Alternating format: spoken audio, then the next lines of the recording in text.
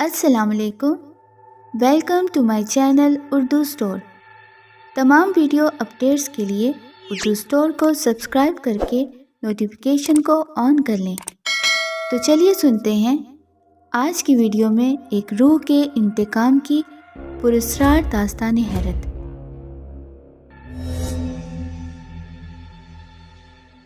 عادل نے شادی کے ایک ماہ بعد والدین کو اس بات پر آمادہ کر لیا کہ وہ اپنی بیوی کو کراچی لے جائے گا۔ کراچی میں وہ اسٹیل ملز میں فورمین تھا۔ تنخواہ معقول تھی۔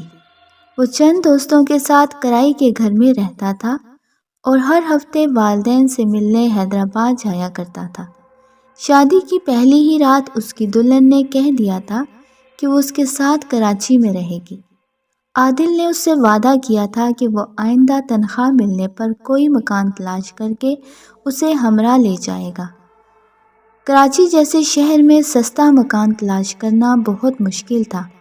بڑی بھاگ دوڑ کر کے ایک مکان دستیاب ہوا۔ یہ 2 کمروں کا مکان لانڈھی سے اسٹیل ملز کو جانے والی سڑک پر واقع ایک بستی میں تھا اور عرصے سے خالی پڑا تھا۔ بستی کے شمالی سرے پر یہ آخری مکان ایک ایسے شخص کی ملکیت تھا جو 20 برس سے متحدہ عرب امارات میں مقیم تھا۔ ایک مقامی پراپرٹی ڈیلر نے عادل کو مکان دکھایا۔ کرایہ بہت ہی مناسب تھا، یعنی صرف 800 روپے ماہوار۔ عادل خوش ہو گیا اور اس نے فوراً ہی ایک مکان کا کرایہ پیشگی ادا کر کے قبضہ لے لیا۔ مکان چونکہ عرصے سے ویران پڑا تھا اور ہر طرف گرد مٹی کی تہیں جمی ہوئی تھی، اس لیے اس نے ایک مزدور کو ساتھ لے کر مکان کی صفائی ستھرائی کی، پھر حسب معمول ہفتے کی شام حیدرآباد پہنچ کر بیوی کو مکان ملنے کی خوشخبری سنائی۔ اتوار کو ایک پک اپ کرائے پر لے کر اس میں بیوی کے جہیز کا فرنیچر اور دوسرا ضروری سامان لوڈ کیا اور والدین سے اجازت لے کر چل پڑا۔ شام ہونے سے پہلے ہی وہ بیوی کے ہمراہ پک اپ میں کراچی پہنچ گیا۔ پھر وہ دونوں رات 9-10 بجے تک دونوں کمروں میں سامان سیٹ کرتے رہے۔ 10:30 بجے وہ بیوی کو تنہا چھوڑ کر ہوٹل سے کھانا لینے چلا گیا۔ اس کی بیوی فوزیہ بیڈ روم میں بستر پر لیٹ کر اس کا انتظار کر رہی تھی۔ سفر اور پھر کام کاج کی تھکن کے سبب اس پر غنودگی طاری ہوتی جا رہی تھی۔ دفعتاً فرش پر کوئی چیز گرنے کی آواز سن کر وہ ایک دم ہوشیار ہو گئی۔ اس نے اٹھتے ہوئے فرش پر نظر ڈالی لیکن وہاں کچھ نہ تھا۔ اسے گمان ہوا کہ شاید کہیں باہر سے آواز آئی ہوگی۔ اس نے صحن میں کھلنے والی کھڑکی کی طرف دیکھا اور ایک دم سہم گئی۔ سردی کے سبب کھڑکی بند رکھی گئی تھی اور اس کے بالائی حصے میں شیشے لگے ہوئے تھے۔ ان شیشوں کی دوسری جانب ایک عجیب و وحشتناک چہرہ دکھائی دے رہا تھا۔ وہ چہرہ کسی عورت کا تھا لیکن بے حد خوفناک۔ اس کا رنگ سیاہی مائل تھا اور اس پر بے شمار جھریاں تھیں۔ زبان باہر نکلی ہوئی تھی اور آنکھیں خدا کی پناہ، ان میں قہر و غضب کی بجلیاں سی کوند رہی تھیں۔ فوزیہ دم سادے اسے دیکھ رہی تھی۔ خوف سے اس کے بدن پر لرزہ طاری تھا۔ اس خوفناک بڑھیا کی خون اگلتی آنکھیں فوزیہ پر مرکوز تھیں۔ پھر اچانک گلی سے موٹر سائیکل کی آواز ابھری اور وہ خوفناک چہرہ ایک دم غائب ہو گیا۔ فوزیہ کئی لمحوں تک خزاں رسیدہ پتے کی طرح لرزتی ہوئی کھڑکی کے شیشے کی طرف دیکھتی رہی۔ پھر ہارن کی آواز سن کر اس کے حواس بحال ہوئے اور بستر سے اتر کر تیزی سے دروازے کی طرف لپکی۔ صحن میں آ کر اس نے باہر کا دروازہ کھولا اور عادل موٹر سائیکل لے کر اندر آ گیا۔ اس نے دروازہ بند کیا اور لپک کر عادل کے قریب آ گئی۔ عادل نے موٹر سائیکل کھڑی کر کے کھانے کا پارسل اس کے حوالے کیا۔ لو، گرم کرنے کی ضرورت نہیں ہے، برتن میں ڈال کر لے آؤ۔ تم میرے ساتھ چلو کچن میں، فوزیہ نے خوفزدہ سی آواز میں کہا۔ کیوں، خیریت؟ عادل نے اس کے چہرے کی طرف دیکھا اور ایک دم چونک پڑا۔ ارے تمہیں کیا ہوا؟ چہرہ کیوں سفید پڑ رہا ہے؟ کچھ نہیں، بس اکیلے میں ڈر لگتا ہے، فوزیہ نے کہا۔ ہاں، پہلا دن ہے نا نئی جگہ پہ، عادل ہنس پڑا۔ چلو۔ وہ دونوں کچن میں آئے۔ برتنوں میں کھانا ڈال کر وہ ڈرائنگ روم میں لے آئے۔ کھانے کے دوران فوزیہ خاموش رہی۔ اس سے اچھی طرح کھانا بھی نہیں کھایا گیا۔ چند نوالوں کے بعد ہی اس نے کھانے سے ہاتھ کھینچ لیا۔ عادل کو حیرت ہوئی۔ پھر برتن واپس کچن میں رکھنے کے لیے بھی فوزیہ اسے ساتھ لے گئی۔ فارغ ہو کر وہ دونوں بیڈ روم میں آ گئے، مگر کھڑکی پر نظر پڑتے ہی وہ ایک دم سہم کر عادل سے لپٹ گئی۔ فوزیہ کے اس طرح لپٹنے پر عادل بکھلا گیا۔ کیا ہوا فوزیہ؟ اس نے اسے اپنے ساتھ بیڈ پر بٹھاتے ہوئے نرمی سے پوچھا۔ وہ ابھی پھر نظر آئی ہے، وہ کانپتی ہوئی آواز میں بولی۔ ساتھ ہی اس نے کھڑکی کی طرف ہاتھ سے اشارہ کیا۔ کون نظر آئی ہے؟ عادل نے بے اختیار کھڑکی کی طرف دیکھا۔ بڑھیا، وہ اس کی سینے میں منہ چھپاتے ہوئے بولی۔ بڑھیا؟ مگر مجھے تو نظر نہیں آ رہی۔ عادل نے حیرت سے کہا۔ کھڑکی تو بند ہے، شیشے سے اس کا چہرہ دکھائی دیا تھا، وہ خوفزدہ لہجے میں بولی۔ عادل نے اس کے لرزتے ہوئے وجود کو باہوں میں سمیٹ لیا۔ مجھے تفصیل سے بتاؤ فوزیہ، گھبرانے کی ضرورت نہیں ہے۔ فوزیہ نے سہمی ہوئی نگاہوں سے کھڑکی کی طرف دیکھا اور قدرے اطمینان کا سانس لیتے ہوئے عادل کو پورا واقعہ سنا دیا۔ تمہارا وہم ہے، وہ ہنس پڑا۔ اصل میں تم کبھی تنہا نہیں رہی نا، خالی ذہن میں اسی قسم کے وسوسے آتے ہیں۔ اوہ، یہ وسوسہ نہیں تھا عادل، وہ اس کی بات قطع کرتے ہوئے تیزی سے بولی۔ نہ ہی میں نیند میں تھی، پھر ابھی کمرے میں داخل ہوتے وقت بھی وہ مجھے نظر آئی تھی۔ اچھا، فی الحال تو تم سو جاؤ، میں دیکھتا ہوں کیا معاملہ ہے۔ وہ جیب سے پان نکالتا ہوا بولا۔ ابھی میں جاگ رہا ہوں۔ فوزیہ بستر پر دراز ہو گئی اور عادل پان منہ میں رکھ کر نیند دراز ہو گیا۔ فوزیہ جلدی سو گئی۔ وہ تقریباً نصف گھنٹے تک پان چباتا رہا۔ اس دوران وہ بار بار کھڑکی کی طرف دیکھتا رہا، لیکن اسے بڑھیا کا چہرہ دکھائی نہ دیا اور وہ بھی سو گیا۔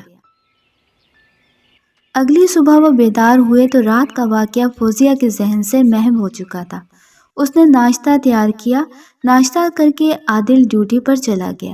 فوزیہ کام کاج سے فارغ ہو کر ڈریسنگ روم میں آ بیٹھی اور دوپہر تک ٹی وی دیکھتی رہی۔ پھر کچن میں آ کر اپنے لیے لنچ بنانے لگی۔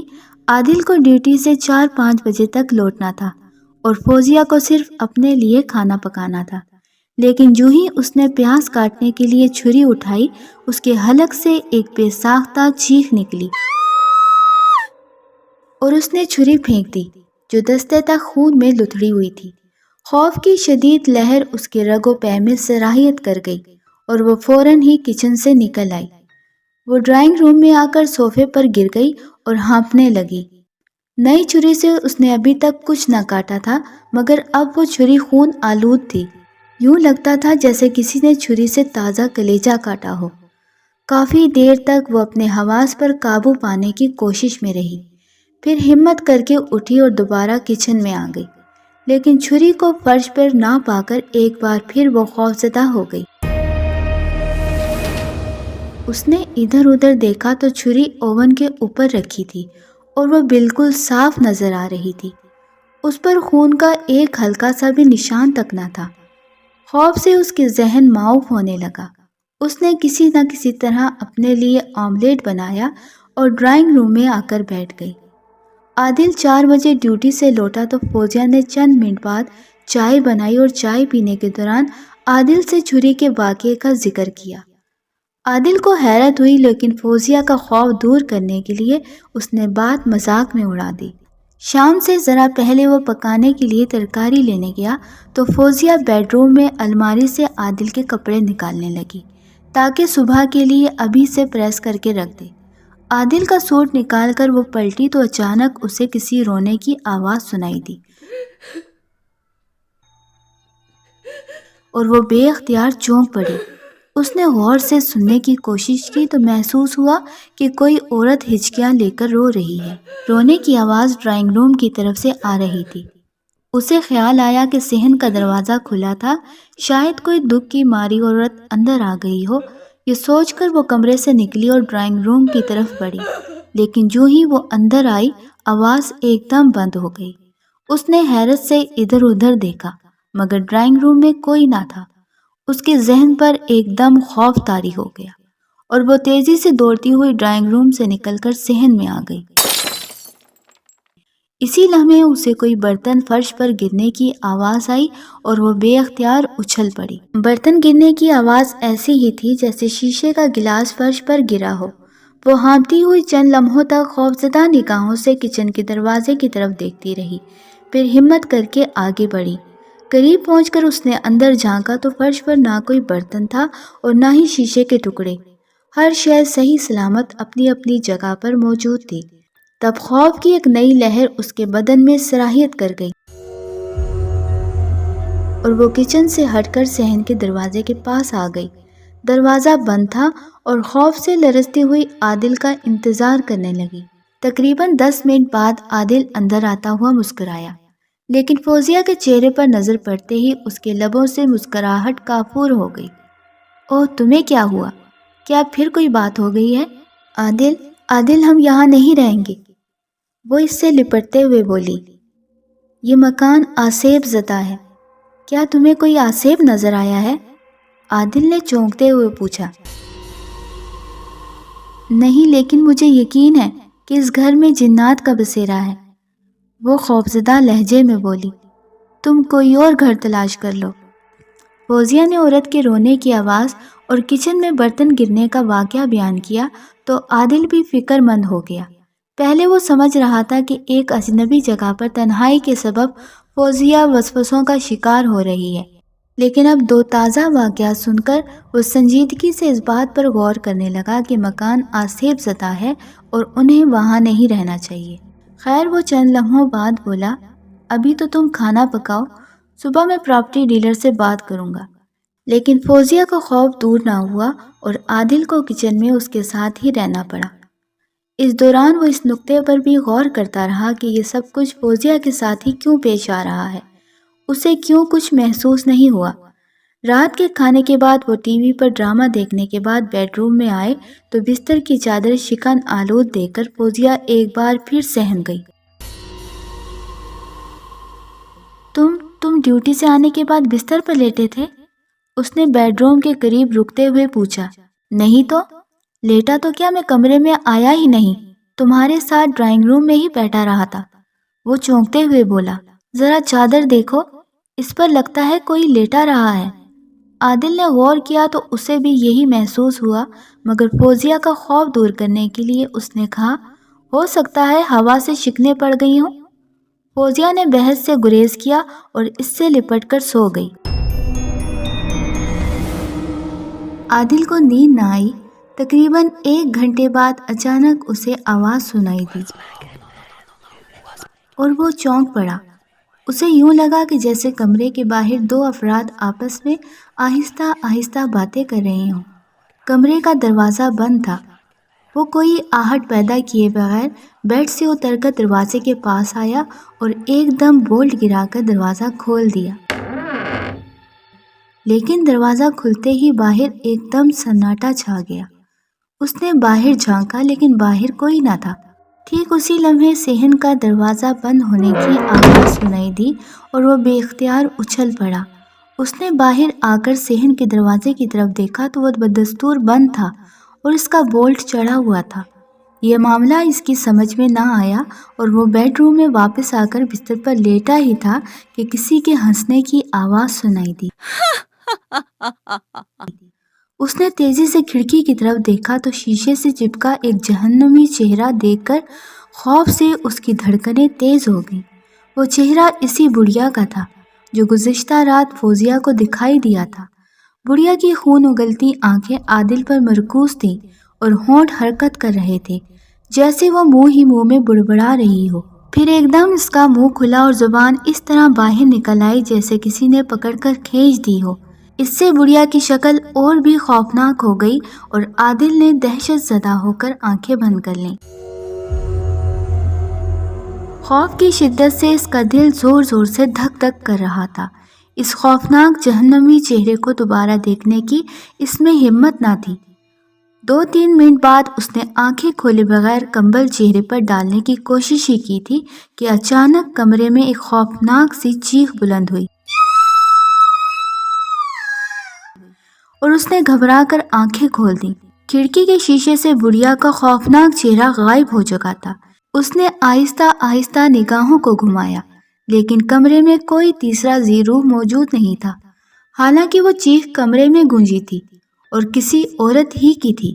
اس پر اسے حیرت ہوئی تھی کہ چیخ سے فوزیہ کی آنکھ نہیں کھلی تھی، حالانکہ وہ چیخ اتنی بلند تھی کہ پڑوس میں بھی سنائی دی گئی ہوگی۔ اس نے چاہا کہ فوزیہ کو بیدار کر دے، لیکن پھر اس نے ارادہ بدل دیا کہ وہ بھی دہشت زدہ ہو جائے گی۔ کمرے میں سناٹا چھایا ہوا تھا۔ وہ خوفزدہ ذہن کے ساتھ کوئی اور آواز سنائی دینے کا منتظر تھا، لیکن 12:30 بج گئے اور مزید کوئی واقعہ رونما نہ ہوا تو اس کے ذہن سے خوف چھٹنے لگا اور نیند طاری ہونے لگی۔ ابھی وہ غنودگی کے عالم میں تھا کہ اچانک دروازے پر ہلکی سی دستک سنائی دی اور اس کا ذہن بیدار ہو گیا۔ عادل، دروازہ کھولو۔ باہر سے نسوانی آواز ابھری۔ اس آواز کو سن کر عادل بے ساختہ اچھل پڑا۔ یہ اس کی بڑی بہن کی آواز تھی جو 15 برس سے اپنے شوہر کے ساتھ کویت میں مقیم تھی۔ اوہ شکیلہ باجی، اس نے جلدی سے اٹھتے ہوئے کہا۔ ہاں دروازہ کھولو، میں سردی سے ٹھٹر رہی ہوں۔ شکیلہ کی آواز دوبارہ سنائی دی۔ وہ بستر سے اتر کر تیزی سے دروازے کی طرف لپکا، لیکن قریب پہنچتے ہی ایک دم رک گیا۔ اس کے ذہن میں اچانک ہی سوال ابھرا کہ شکیلہ اس وقت کیوں آئی ہے اور اسے مکان کا پتہ کس سے معلوم ہوا؟ عادل جلدی کھولو، میں سردی سے مری جا رہی ہوں۔ دفعتاً شکیلہ کی آواز پھر سنائی دی اور عادل نے مزید سوچے سمجھے بغیر دروازہ کھول دیا۔ باہر نیم تاریکی تھی اور ایک عورت سفید لباس پہنے دروازے سے 2 قدم کے فاصلے پر اس طرح کھڑی تھی کہ اس کا چہرہ سامنے والی دیوار کی جانب تھا۔ آؤ شکیلہ باجی، عادل نے اسے مخاطب کیا۔ کیا آپ کویت سے آ رہی ہیں؟ ادھر صحن میں میرا سوٹ کیس رکھا ہے، اٹھا لاؤ۔ وہ اس کی طرف مڑے بغیر بولی۔ عادل باہر آ گیا۔ آپ چلے، میں سوٹ کیس لاتا ہوں۔ وہ کمرے سے نکل کر صحن کی طرف بڑھا ہی تھا کہ شکیلہ نے ایک دم پلٹ کر اس کا بازو تھام لیا۔ میرے ساتھ آؤ۔ عادل نے سر گھما کر اس کی طرف دیکھا اور خوف سے اپنی جگہ ساکت ہو گیا۔ وہ شکیلہ نہ تھی، بلکہ وہی خوفناک چہرے والی بڑھیا تھی۔ اس کے بدن پر سفید لباس بھی عام نہ تھا، بلکہ کفن تھا۔ سفید کفن سے اس کا خوفناک چہرہ باہر تھا اور آنکھیں سیاہ بلی کی آنکھوں کی طرح چمک رہی تھیں۔ تم شکیلہ نہیں ہو؟ وہ خوف سے ہکلایا۔ میرے ساتھ آؤ۔ بڑھیا کی آواز بدل گئی تھی اور لہجہ بھی تہمکانہ تھا۔ کہاں؟ وہ بمشکل بول سکا۔ میرے ساتھ۔ وہ اس کا بازو کھینچتی ہوئی ڈرائنگ روم کی طرف بڑھی۔ اس کے انداز میں کافی سختی تھی۔ عادل اس کفن پوش بڑھیا کے ساتھ گھسٹنے لگا۔ ڈرائنگ روم میں آ کر اس خوفناک بڑھیا نے اسے صوفے پر بٹھایا اور پلٹ کر دروازہ بند کر دیا۔ پھر وہ عادل کے سامنے آ کھڑی ہوئی اور دونوں ہاتھ پہلوؤں پہ رکھ کر اسے گھورنے لگی۔ عادل نے اس کے چہرے کی طرف دیکھا اور اس کے ذہن کو جھٹکا سا لگا۔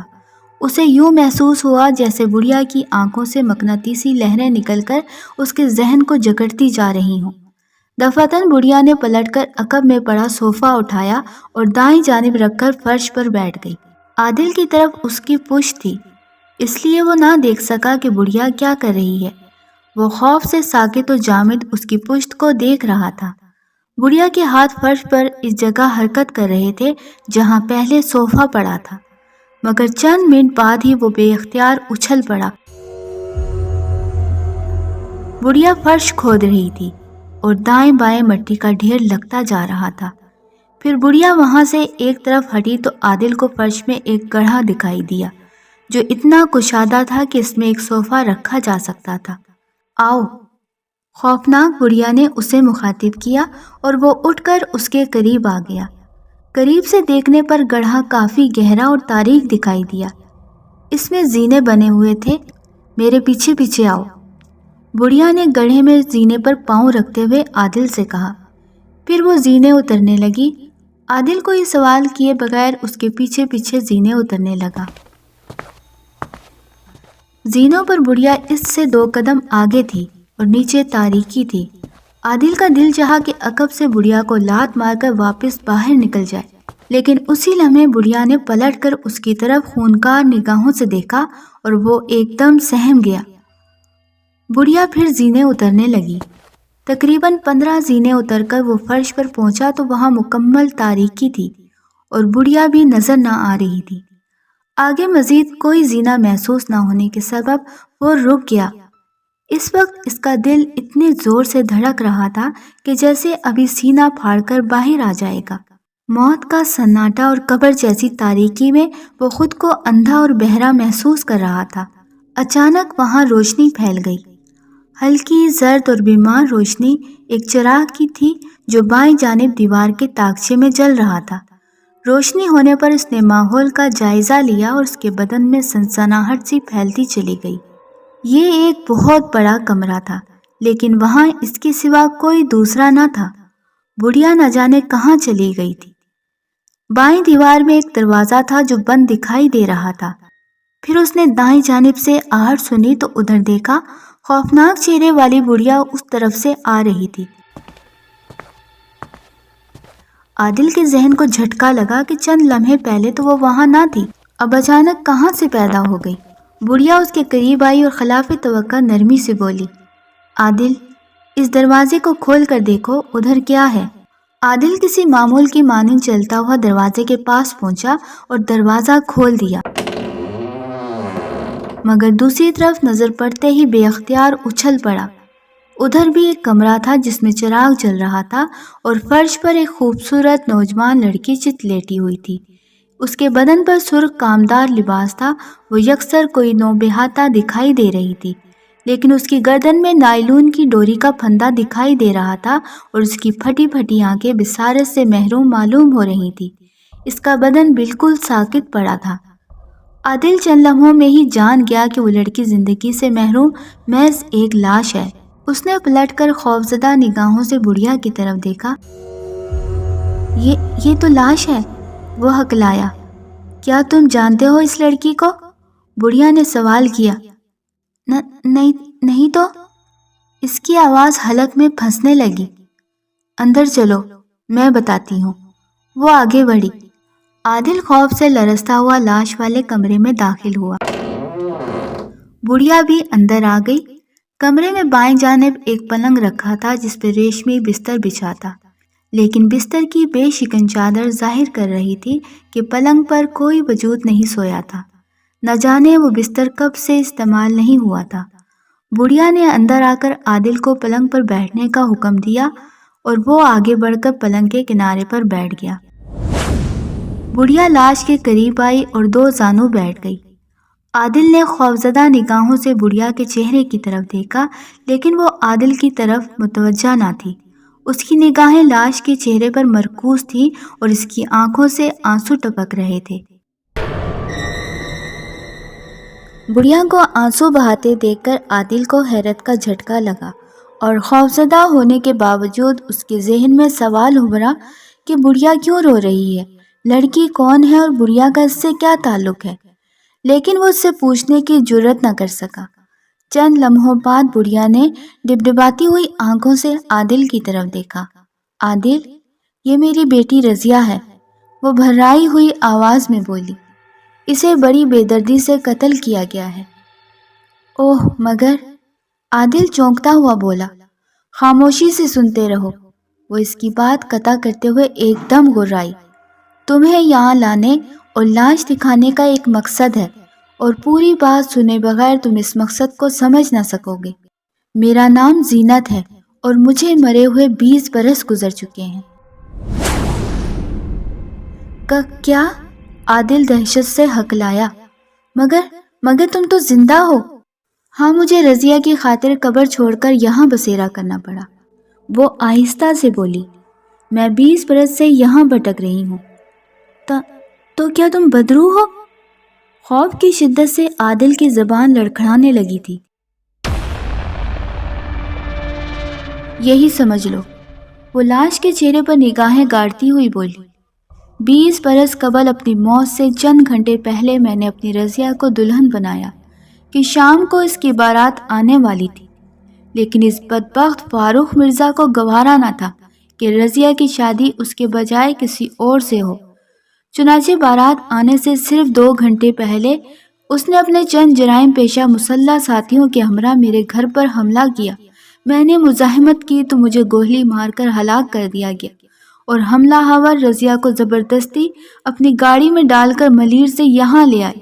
یہ مکان فاروق مرزا کی ملکیت تھا، جسے وہ اپنی خفیہ سرگرمیوں کے لیے استعمال کرتا تھا۔ رضیہ کو اس تہہ خانے میں بند کر کے فاروق نے اپنے ساتھیوں کے ہمراہ خوب شراب پی، پھر وہ رضیہ کی عزت لوٹنے اس کمرے میں آ گیا۔ اس کے ہاتھ میں شراب کی بوتل تھی۔ بوتل خالی کر کے اس نے رضیہ کو پکڑنا چاہا تو اس نے خالی بوتل اٹھا کر فاروق کے سر پر دے ماری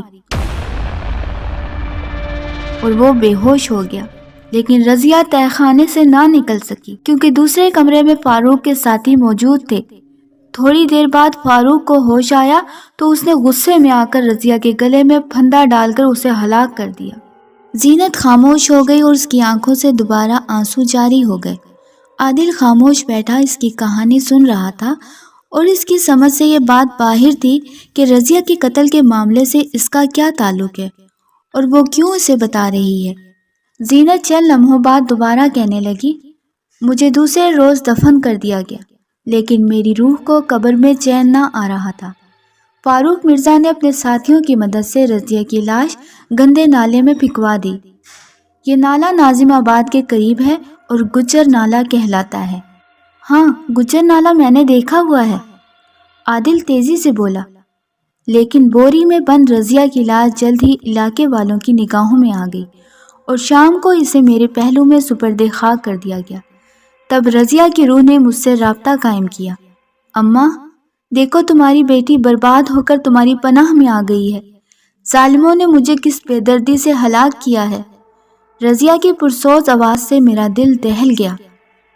میں نے تڑپ کر کہا، مجھے معلوم ہے بیٹی، لیکن میں مجبور ہوں۔ اگر میرا جسم زندہ ہوتا تو میں اپنی جان دے کر بھی تمہیں بچا لیتی۔ ابھی میں بے بس ہوں، لیکن ہمیشہ کے لیے نہیں ہوں۔ میرا 40واں ہو لینے دو، پھر دیکھنا میں کیسے قاتلوں سے انتقام لیتی ہوں۔ میں 40 دن تک انتقام کی آگ میں جلتی رہی۔ 40ویں روز میری روح قبر کی قید سے آزاد ہوئی تو میں فوراً اس مکان میں پہنچ گئی، لیکن مکان خالی پڑا تھا۔ پکڑے جانے کے خوف سے فاروق مرزا ملک سے فرار ہو چکا تھا۔ وہ سمندر پار جا چکا تھا اور میں سمندر کے پار نہیں جا سکتی تھی۔ چنانچہ میں نے اس کی واپسی تک اس مکان میں رہنے کا فیصلہ کیا اور رضیہ کی لاش بھی قبر سے نکال کر یہاں لے آئی۔ زینت بیگم خاموش ہو گئی۔ عادل کئی لمحوں تک اس کی طرف دیکھتا ہوا سوچ رہا تھا کہ مرنے کے بعد بھی زینت بیگم کی روح بے قرار ہے۔ کیا وہ اپنی بیٹی کے قاتلوں سے انتقام لے سکے گی؟ کیا روحیں زندہ انسانوں سے مقابلہ کر سکتی ہیں؟ عادل، میں نے تم سے ایک بھی لفظ جھوٹ نہیں کہا، پھر تم کس سوچ میں گم ہو؟ یقیناً تم نے سب کچھ سچ بتایا ہے، عادل نے طویل سانس لیتے ہوئے کہا۔ تمہارے ساتھ واقعی ظلم ہوا ہے۔ فاروق مرزا کو اس کے کیے کی ضرور سزا ملنی چاہیے۔ شکریہ، یقیناً تم منصف مزاج ہو۔ وہ مسکرائی۔ اس معاملے میں تم میری کیا مدد کر سکتے ہو؟ کس قسم کی مدد چاہیے؟ عادل نے چونکتے ہوئے پوچھا۔ میں چاہتی ہوں کہ تم فاروق مرزا سے ملو اور اس سے میری بیٹی کے قتل کا انتقام لو۔ اسے قتل کر دو۔ کیا؟ وہ ایک دم بکھلا گیا۔ میں اسے قتل کروں؟ ہاں، فاروق مرزا شیطان ہے اور شیطان کو مارنا ثواب ہے، وہ بولی۔ لیکن وہ ملک سے باہر ہے، میں اسے کیسے قتل کر سکتا ہوں؟ وہ پریشان ہو گیا۔ نہیں، وہ کراچی میں ہی ہے، وہ تیزی سے بولی۔ اسے یہاں آئے 1 ماہ ہو چکا ہے۔ اچھا، عادل چونکا۔ پھر تم نے اس سے انتقام کیوں نہیں لیا؟ میں یہاں سے کہیں نہیں جا سکتی، زینت بیگم نے کہا، اور وہ یہاں نہیں آتا۔ دوسری بات یہ ہے کہ میں ایک روح ہوں اور روحیں مادی جسم نہ رکھنے کے سبب کسی کو نقصان نہیں پہنچا سکتی۔ اس کا میں تجربہ کر چکی ہوں۔ اوہ، کیا تم چاہتی ہو کہ میں فاروق مرزا کو قتل کر دوں؟ عادل چونکتے ہوئے بولا۔ ہاں، جب تک وہ نہیں مرے گا میں اپنی قبر میں واپس نہیں جا سکوں گی اور نہ مجھے قرار آئے گا۔ قتل جیسے جرم کا تصور کر کے عادل کے رگوں پہ میں سنسناہٹ سی دوڑ گئی اور وہ سوچنے لگا کہ کیا وہ اس بھیانک جرم کا ارتکاب کر سکے گا۔ کیا سوچ رہی ہو؟ وہ چند لمحوں کی خاموشی کے بعد بولی۔ اگر میں ایسا نہ کر سکا تو میرا مطلب ہے کہ فاروق مرزا کا قتل؟ عادل نے پریشان سے لہجے میں پوچھا۔ نہیں، تم یہ کام کر سکتے ہو اور کرو گے، زینت بیگم ایک لفظ پر زور دیتے ہوئے بولی، ورنہ پھر تمہاری بیوی اور اس کے پیٹ میں پرورش پانے والے بچے کی زندگی خطرے میں پڑ جائے گی۔ اوہ، تمہیں کیسے پتا چلا کہ میری بیوی امید سے ہے؟ عادل بے اختیار چونکا، اس خوشخبری پر اس کا دل جھوم اٹھا تھا۔ میں بھی ایک عورت ہوں، وہ ہنس پڑی۔ بہرحال تم جواب دو، گھبرانے کی ضرورت نہیں ہے، میں تمہاری حفاظت کروں گی اور کسی کو خبر نہ ہونے دوں گی کہ تم نے قتل کیا ہے۔ مگر پھر بھی جرم بہرحال جرم ہوتا ہے۔ عادل ہچکچایا۔ ٹھیک ہے، لیکن فاروق مرزا نے بھی تو میری بیٹی کو قتل کیا ہے اور وہ آزادی سے زندگی گزار رہا ہے، کسی نے اسے اس کے جرم کی سزا نہیں دی۔ اس کے مقابلے میں تمہارا جرم اصل میں جرم نہیں، جہاد ہوگا۔ جہاد؟ عادل نے حیرت سے کہا۔ تم کسی کی جان لینے کو جہاد کہتی ہو؟ ہاں، جہاد صرف وہی نہیں جو کافروں سے کیا جائے، کسی سے ظلم کا حساب لینا، مظلوم کی داد رسی کرنا اور اس پر کیے گئے ظلم کی پاداش میں ظالم کو سزا دینا بھی جہاد ہے۔ اگر یقین نہیں آتا تو بے شک کسی عالم دین سے پوچھ لو۔ زینت بیگم کی باتیں عادل کے دل کو لگی، وہ درست کہہ رہی تھی۔ ظالم کو کیفر کردار تک پہنچانا جہاد سے کسی طرح کم نہیں ہوتا، اور اس نے یہ جہاد کرنے کا فیصلہ کر لیا۔ زینت بیگم جس طرح عادل کو تہہ خانے میں لائی تھی، اسی طرح واپس باہر لائی اور بولی، جاؤ اب آرام کرو، اپنی بیوی کو میرے معاملے میں کچھ مت بتانا، اور یہ راز تمہارے اور میرے درمیان رہنا چاہیے۔ دفتر سے چھٹی لے لینا، اخراجات کے لیے معقول رقم مل جائے گی۔ عادل ڈرائنگ روم سے نکل کر بیڈ روم میں پہنچا تو فوزیہ بے خبر سو رہی تھی۔ عادل نے اسے بیدار کرنا مناسب نہ سمجھا اور خاموشی سے اس کے پہلو میں سو گیا۔ اگلی صبح فوزیہ کو اسے بیدار کرنے کے لیے جھنجھوڑنا پڑا۔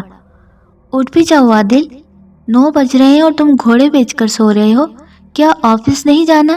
نہیں، وہ انگڑائی لیتا ہوا بولا اور اٹھ بیٹھا۔ کیوں؟ فوزیہ حیرت سے بولی۔ مجھے آؤٹ ڈور ورک کرنا ہے، اس لیے چھٹی لے لی ہے۔ اوہ، کب؟ تم نے مجھے کل تو نہیں بتایا تھا، اس نے چونکتے ہوئے کہا۔ دراصل میں تمہیں موقع پر بتا کر حیران کر دینا چاہتا تھا۔ وہ مسکرایا۔ کتنے دن کا کام ہے باہر کا؟ وہ بھی مسکرا دی۔ شاید 1 ہفتہ یا پھر 2 ہفتے، جب تک کام ختم نہیں ہوگا میں ملز نہیں جاؤں گا۔ فوزیہ خوش نظر آ رہی تھی، اس خیال سے کہ اب عادل دن میں بھی اس کے ساتھ رہے گا۔ وہ اس بات سے بے خبر تھی کہ عادل کسی اور ہی چکروں میں پھنس چکا ہے۔ تم ہاتھ منہ دھو لو، میں ناشتہ لاتی ہوں، اس نے دروازے کی طرف مڑتے ہوئے کہا۔ اس کے باہر جانے کے بعد عادل اٹھا اور باتھ روم کی طرف بڑھ گیا۔ اندر آ کر اس نے منہ ہاتھ دھویا، پھر واش بیسن کے اوپر نصب آئینے میں دیکھتے ہوئے وہ تولیے سے چہرہ خشک کر رہا تھا کہ اچانک آئینے میں زینت بیگم کا خوفناک چہرہ ابھر آیا۔ اسے دیکھ کر وہ بے اختیار اچھل پڑا۔ اس نے تیزی سے پلٹ کر دیکھا تو پیچھے کوئی نہ تھا اور دروازہ بھی بند تھا۔ وہ ایک دم خوفزدہ ہو گیا، کیونکہ باتھ روم میں داخل ہو کر اس نے حسب عادت دروازہ کھلا ہی چھوڑ دیا تھا، لیکن اب وہ بند نظر آ رہا تھا۔ اس نے دوبارہ آئینے پر نظر ڈالی تو اس میں زینت بیگم کے خوفناک چہرے کا عکس بدستور موجود تھا۔ عادل، پریشان ہونے کی ضرورت نہیں ہے۔ دفعتاً زینت بیگم کے لبوں میں حرکت ہوئی اور اس کی آواز سنائی دینے لگی۔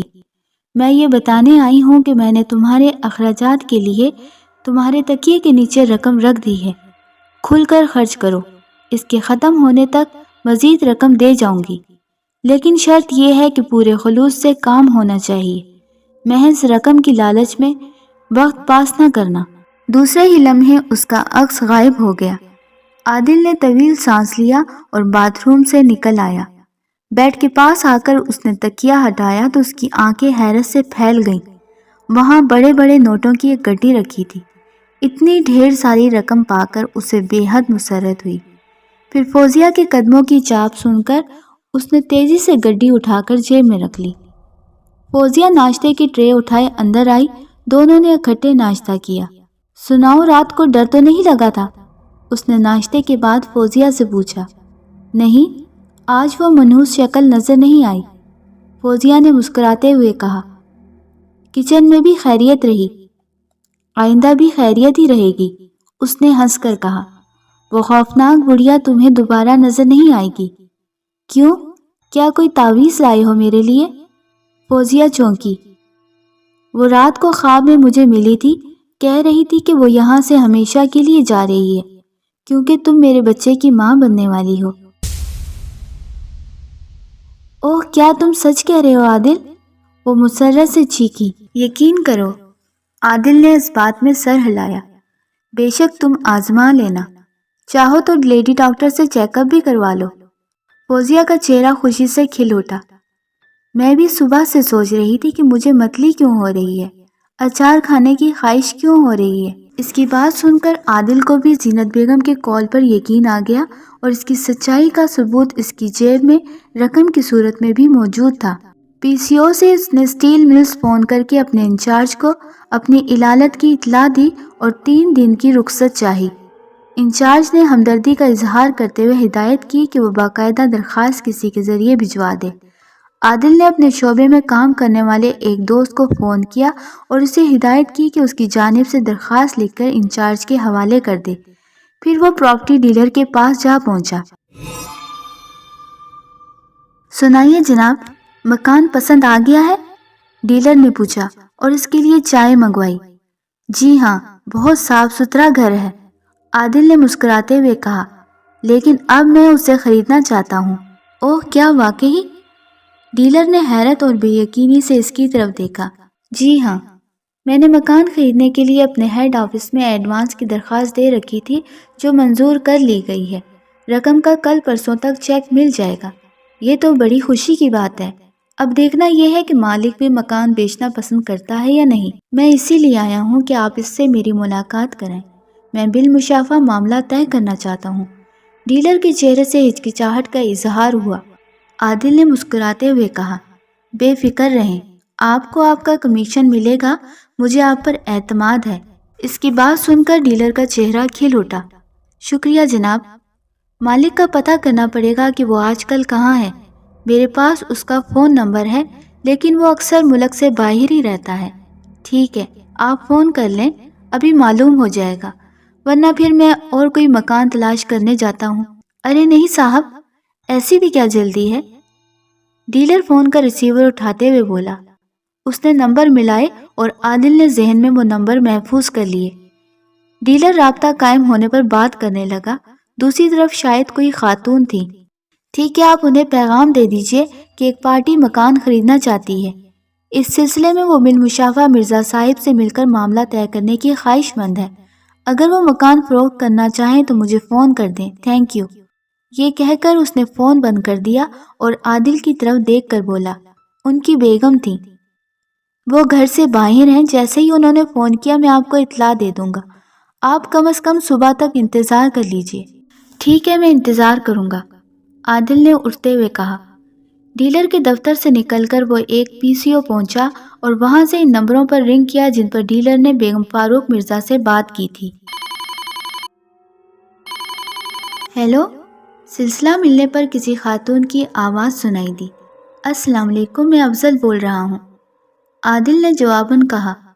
فاروق کا دوست، ذرا اس سے بات کرائیے، وہ گھر پر نہیں ہے، کوئی پیغام ہو تو دے دیجیے، خاتون نے کہا۔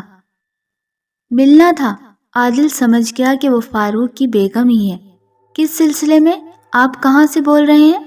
خاتون نے پوچھا۔ میں ایئرپورٹ سے بات کر رہا ہوں، ابھی ابھی دبئی سے یہاں پہنچا ہوں، فاروق کے بچوں کے لیے چند گفٹ لایا ہوں۔ میں چاہتا ہوں کہ وہ گفٹ آپ لوگوں کو پہنچانے کے بعد ہی اپنے گھر جاؤں، ورنہ میرے بچے ان پر قبضہ کر لیں گے۔ کیا خیال ہے؟ جیسے آپ مناسب سمجھیں۔ فاروق تو 2-3 بجے آئیں گے لنچ کرنے کے لیے۔ خاتون کے لہجے سے مسرت عیاں تھی۔ بہتر، اپنا ایڈریس بتا دیجئے، میں چند منٹ میں پہنچ جاؤں گا، عادل نے مسکراتے ہوئے کہا۔ جواب میں خاتون نے اپنا ایڈریس بتایا اور سلسلہ آف ہو گیا۔ عادل نے اپنی پہلی کامیابی پہ خوش ہو کر ریسیور رکھا اور ٹیکسی میں بیٹھ کر گلشن اقبال کی طرف روانہ ہو گیا۔ گلشن اقبال کی جس عمارت کا پتہ بیگم فاروق مرزا نے بتایا تھا، اسے تلاش کرنے میں عادل کو زیادہ دشواری نہ آئی۔ ڈسکو بیکری کے عقب میں دوسری گلی کے تقریباً وسط میں واقع وہ ایک شاندار بنگلہ تھا۔ سفید رنگ کا آہنی گیٹ بند تھا اور باہر FM ہاؤس کی پلیٹ نصب تھی۔ گیٹ کے پاس ایک مسلح گارڈ کرسی پر بیٹھا اس کی طرف غور سے دیکھ رہا تھا۔ عادل اس کی طرف دیکھتا ہوا قریب آ گیا۔ فاروق صاحب موجود ہیں؟ اس نے اس سے پوچھا جو کہ کرسی سے کھڑا ہو گیا تھا۔ نہیں، کیا آپ کا نام افضل ہے؟ ہاں، غالباً بیگم صاحبہ نے میرا نام بتایا ہے۔ وہ مسکرایا۔ جی ہاں، گارڈ نے اس بات میں سر کو جنبش دی۔ میں انہیں اطلاع دیتا ہوں۔ گارڈ نے گیٹ کھولا اور اندر داخل ہو کر گیٹ بند کر لیا۔ عادل نے اپنے ہاتھ میں اٹھایا ہوا گفٹ کا پیکٹ کرسی پر رکھا اور گارڈ کی واپسی کا انتظار کرنے لگا۔ یہ گفٹ اس نے ادھر آتے ہوئے طارق روڈ سے خریدا تھا۔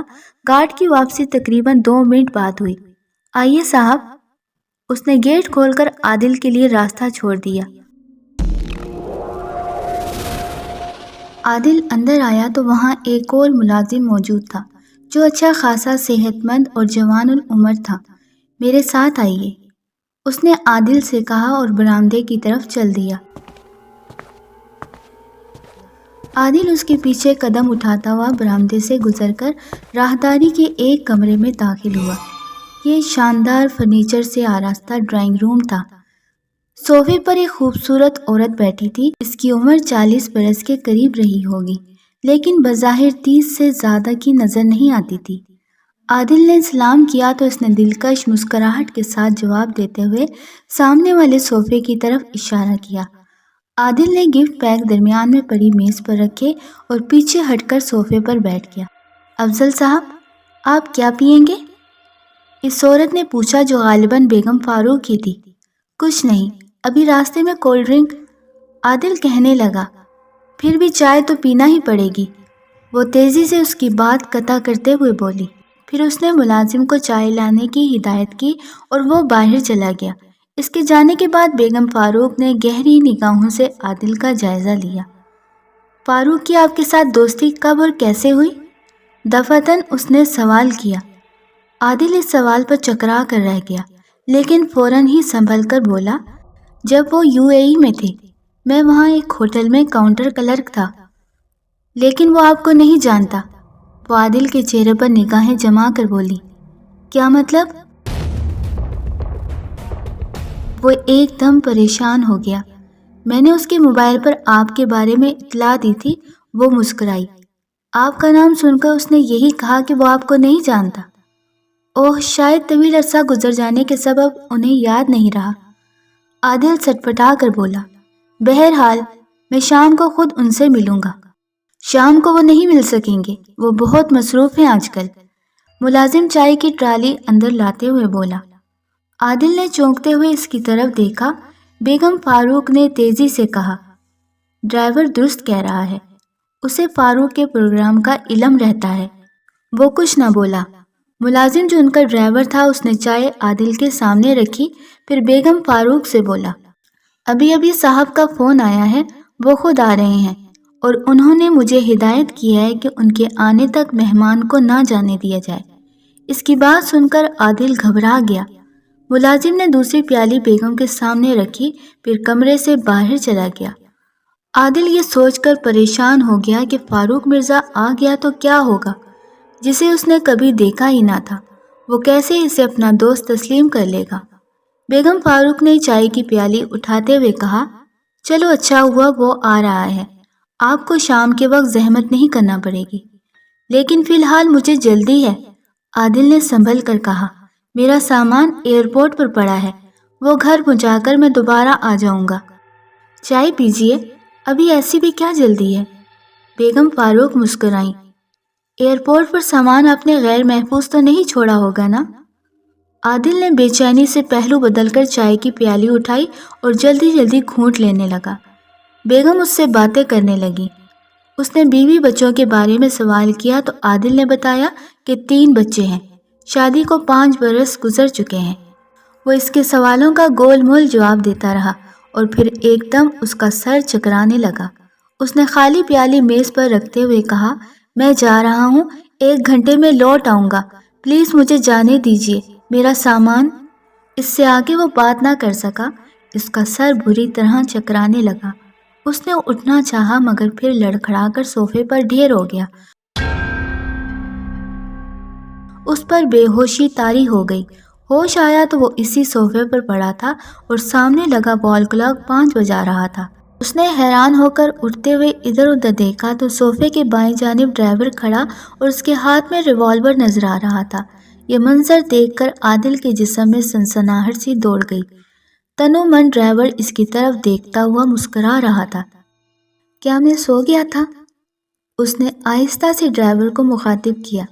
نہیں، بے ہوش ہو گئے تھے آپ، ڈرائیور نے شوخ لہجے میں کہا، کیونکہ صاحب کا حکم تھا کہ آپ کو ہر قیمت پر روکا جائے، اسی لیے مجھے چائے میں خواب آور دوا ملانا پڑی تھی۔ اب صاحب سے ملاقات کر کے ہی آپ یہاں سے جا سکیں گے۔ عادل اس کی بات سن کر پریشان ہو گیا تھا۔ اس کے ذہن میں خطرے کا الارم بج رہا تھا۔ وہ صوفے سے اٹھتا ہوا غصیلے انداز میں بولا، تم لوگ مجھے زبردستی روک کر اچھا نہیں کر رہے ہو، مجھے بے ہوش کر کے تم نے جرم کیا ہے۔ بالکل نہیں صاحب، ڈرائیور ہنسا، آپ ہمارے مہمان ہیں اور مرزا صاحب سے ملنے آئے ہیں جو آپ کے دوست ہیں۔ آپ کی خواہش پوری کرنا ہمارا فرض ہے اور ہم وہی فرض ادا کر رہے ہیں، یہ جرم نہیں ہے۔ اسی لمحے ڈرائنگ روم کا دروازہ کھلا اور ایک ادھیڑ عمر شخص اندر آیا۔ اس کے چہرے پر چھوٹی مگر گھنی داڑھی اور مونچھیں تھیں، چہرے سے اوباس سا معلوم ہو رہا تھا۔ اس نے قیمتی سوٹ پہنا ہوا تھا اور ہاتھوں میں طلائی انگشتریاں دکھائی دے رہی تھیں۔ اسے دیکھ کر عادل سمجھ گیا کہ وہی فاروق مرزا ہے۔ اس کے ایک ہاتھ میں وہی گفٹ کا پیکٹ تھا جو عادل نے اس کی بیگم کے حوالے کیا تھا۔ ہیلو افضل، اس نے عادل کی طرف بڑھتے ہوئے مسکرا کر کہا، کیسے ہو یار؟ دبئی سے کب آئے ہو؟ عادل چکرا کر رہ گیا۔ فاروق مرزا کا رویہ غیر متوقع تھا اور وہ یہی ظاہر کر رہا تھا جیسے واقعی وہ اس کا دوست ہو۔ اس نے قریب آ کر عادل کی طرف مسافے کے لیے ہاتھ بڑھایا۔ عادل کا ہاتھ بے اختیار اٹھ گیا۔ آج ہی آیا ہوں، لیکن تمہارے ملازم نے زیادتی کی ہے، اس نے ہاتھ ملاتے ہوئے کہا۔ شکر کرو اس نے تمہیں لاش میں تبدیل نہیں کیا، وہ عادل کا ہاتھ دباتا ہوا آہستہ سے بولا۔ آرام سے بیٹھ جاؤ۔ اس کی بات پر عادل سٹپٹا گیا۔ فاروق اس کے سامنے والے صوفے پر جا بیٹھا اور گفٹ پیکٹ میز پر رکھ کر عادل کو گھورنے لگا۔ بیٹھ جاؤ اور مجھے اپنے بارے میں بتانا شروع کر دو کہ تم کون ہو اور خود کو میرا دوست ظاہر کر کے یہ گفٹ دینے کیوں آئے ہو اور میرا فون نمبر کہاں سے لیا ہے؟ عادل صوفے پر بیٹھ گیا لیکن خاموش رہا۔ فاروق مرزا چند لمحوں تک انتظار کرنے کے بعد دوبارہ سخت لہجے میں بولا، جواب دو۔ تمہارا نمبر میں نے ڈائریکٹری سے لیا تھا، عادل نے آہستہ سے کہا۔ میں تم سے دوستی کر کے مالی امداد حاصل کرنا چاہتا تھا۔ فاروق مرزا نے اس سے گھورا، کیا تم درست کہہ رہے ہو؟ بالکل، کیونکہ اب جھوٹ بولنے کا کوئی فائدہ نظر نہیں آ رہا۔ عادل نے مایوس انداز میں سر ہلایا اور فاروق مرزا کی طرف دیکھنے لگا۔ فاروق مرزا چند لمحوں تک عادل کی آنکھوں میں جھانکتا رہا، پھر بولا، مجھے اپنے بارے میں بتاؤ، کہاں رہتے ہو، کیا کرتے ہو؟ اس نے سر گھما کر ڈرائیور کی طرف دیکھا۔ پٹیل، تم ذرا ہیٹر پر سلاخیں گرم کرو، ہو سکتا ہے کہ ضرورت پڑ جائے۔ صاحب، اس کی زبان کھلوانے کے لیے میرے ہاتھ ہی کافی ہیں، ڈرائیور نے کہا جس کا نام پٹیل تھا۔ نہیں، میں مار کٹائی نہیں کرنا چاہتا، فاروق بولا، اور ہاں، چائے بھی لے آؤ ہم دونوں کے لیے۔ عادل سمجھ گیا کہ وہ گرم سلاخیں کس مقصد کے لیے استعمال کی جائیں گی۔ پٹیل باہر چلا گیا تو وہ کہنے لگا، میں اختر کالونی میں رہتا ہوں، والدین سکھر میں رہتے ہیں۔ پہلے میرا ذاتی جنرل سٹور تھا لیکن اس میں گھاٹا ہوا اور میں کنگال ہو گیا۔ اس گفٹ پیک میں کیا ہے؟ فاروق مرزا نے میز پہ پڑے پیکٹ کی طرف اشارہ کیا۔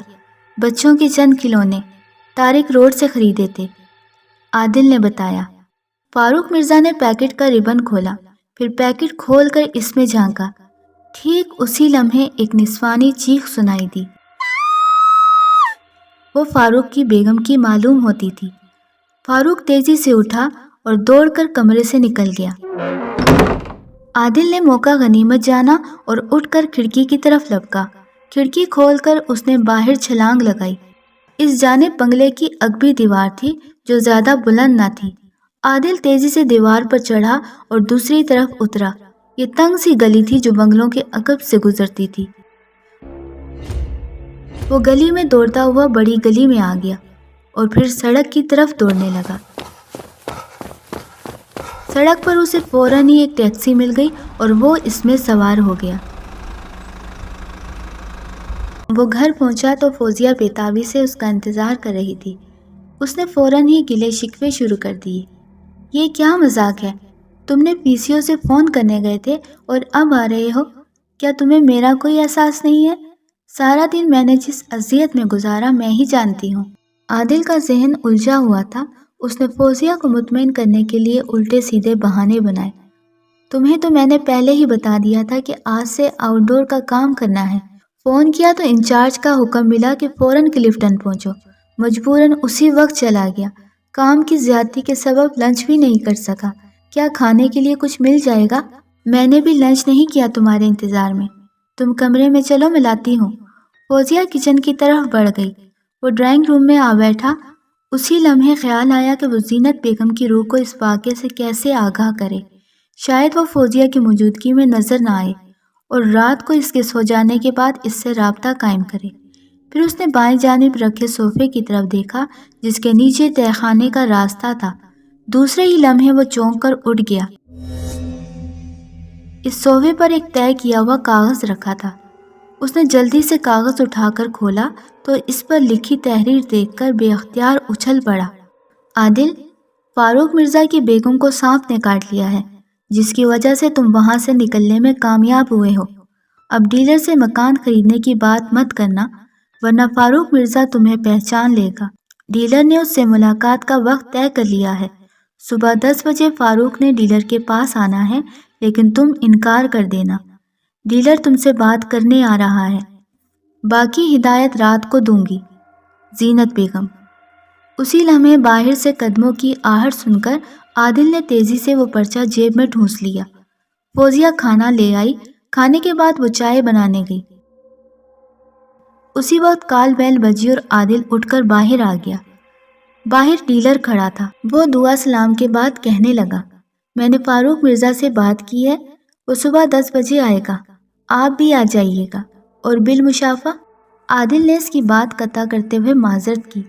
والد صاحب کا فون آیا تھا، انہوں نے مکان خریدنے سے مجھے روک دیا ہے۔ وہ میرے لیے حیدرآباد میں ایک مکان کا سودا کر چکے ہیں۔ ڈیلر نے مایوسی سے کندھے اچکائے۔ مرضی ہے آپ کی، آپ نے میرے لیے بڑی زحمت کی، مجھے دلی افسوس ہے۔ آئیے چائے تو پی لیں۔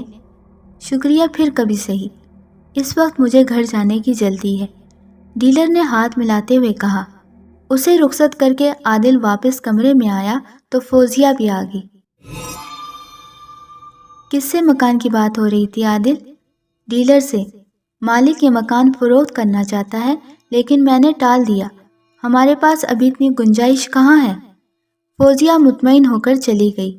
پھر چائے لائی اور دونوں نے چائے پیتے ہوئے باتیں کرنے لگے۔ اس رات فوزیہ جلدی سو گئی، کیونکہ عادل کے انتظار میں وہ دن میں آرام نہ کر سکی تھی۔